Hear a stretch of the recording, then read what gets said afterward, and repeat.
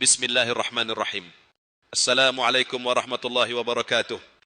Hadirin yang saya hormati, kita semua tahu bahwa solat adalah tiang agama yang menjadi amalan pertama yang akan dihisab di akhirat. Solat adalah ibadah yang sangat penting bagi umat Islam.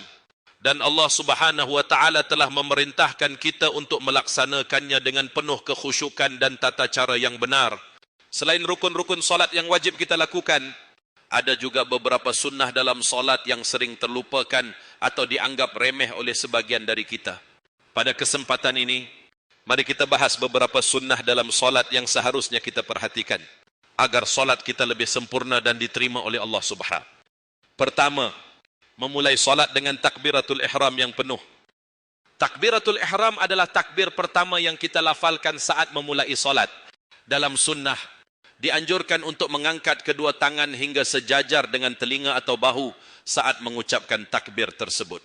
Hal ini terkadang dilupakan atau dianggap sepele oleh sebagian jamaah. Namun ini merupakan sunnah yang sangat dianjurkan untuk menjaga kekhusyukan dan kekhidmatan dalam salat. Dua, membaca doa iftitah. Doa iftitah adalah doa yang dibaca di awal salat setelah takbiratul ihram. Sunnah ini banyak yang terlupakan. Padahal doa iftitah sangat penting karena berisi pujian kepada Allah, permohonan perlindungan, dan niat untuk menghadapi salat dengan penuh ketulusan. Jika kita hanya langsung membaca Al-Fatihah tanpa doa iftitah, tentu saja salat kita tidak akan sempurna.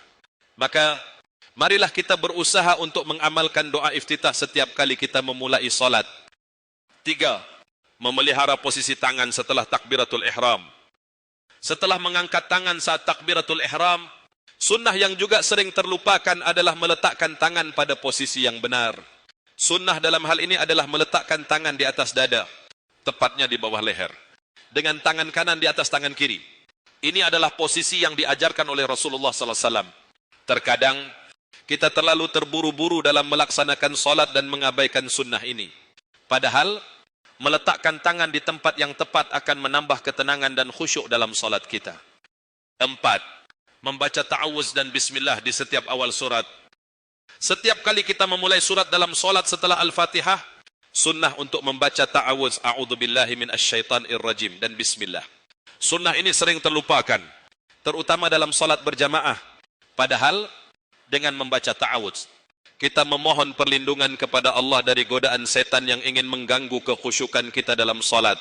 Begitu pula dengan bismillah yang menunjukkan niat dan keberkahan dalam setiap amal perbuatan. 5. Tumakninah, ketenangan dalam setiap gerakan solat. Tumakninah adalah gerakan yang tenang dan tidak terburu-buru saat melakukan setiap rukun dalam solat. Baik itu ketika berdiri, rukuk, sujud, maupun duduk.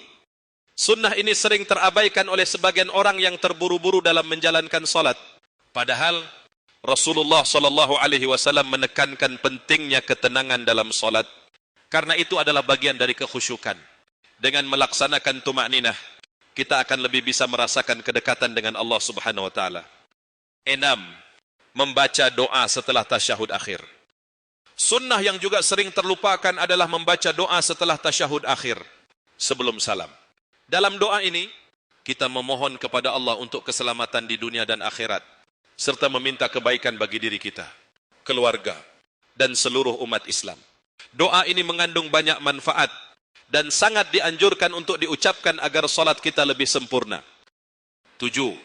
Membaca salam dengan lembut dan penuh khusyuk. Sunnah terakhir yang sering terlupakan adalah mengucapkan salam dengan lembut dan penuh ketenangan.